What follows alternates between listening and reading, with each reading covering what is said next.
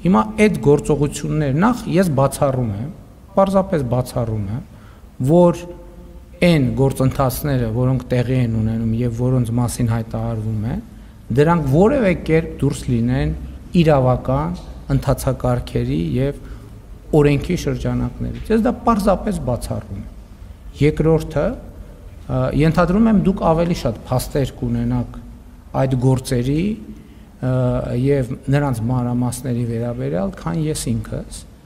որովհետեւ էլի եմ ասում, դուք ասում եք, որ ես հրահանգներ տալու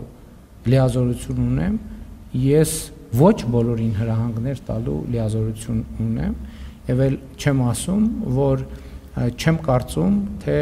Հայաստանում կան պաշտոնյաներ, ովքեր պատրաստ են ապօրինի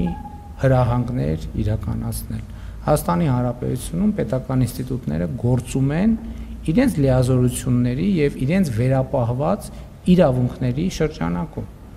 Նույնիսկ եթե հրահանգ տրվի, ով է այդ հրահանգի ապօրինի գործողության պատասխանատվությունը, ով է վերցնելու։ Չկա նման բան պարզապես չկա նման բան։ Եվ էլի, գիտեք, Հայաստանում մի այսպիսի բան կա,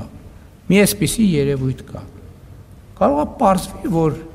քրեական պատասխանատվությունից խուսափելու լավագույն ձևը ընդդիմադիր քաղաքական գործունեություն ծավալելն է։ Դե դառնում ես ընդդիմադիր, իմանալով, որ դու օրենք հետ ես խնդրեմն ունես, այն խնդրեմն ունես, այն խնդրեմն ունես, այն խնդրեմն ունես,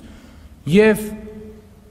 բան չի պատահի, շատ լավ։ Իսկ եթե այդ հանկարծ այդ ամեն ինչ կբացահայտվի, խնդրեմ իհարկե ամենալավագույն ձևը։ Ես այս վերջերս ասեցի, այդ տենց մի անց կար, որ պաշտոնյա էր մեր ստեղծած կազմակերպությունում, հենց հայտնվեց հետախուզման մեջ, պարզվեց, որ ամբողջ կյանքը ընդդիմադիր ա եղել։ Արդեն սկսեց ուրիշ ձևով խոսալ իմ մասին, այսինքն տպավորություն է, որ տենց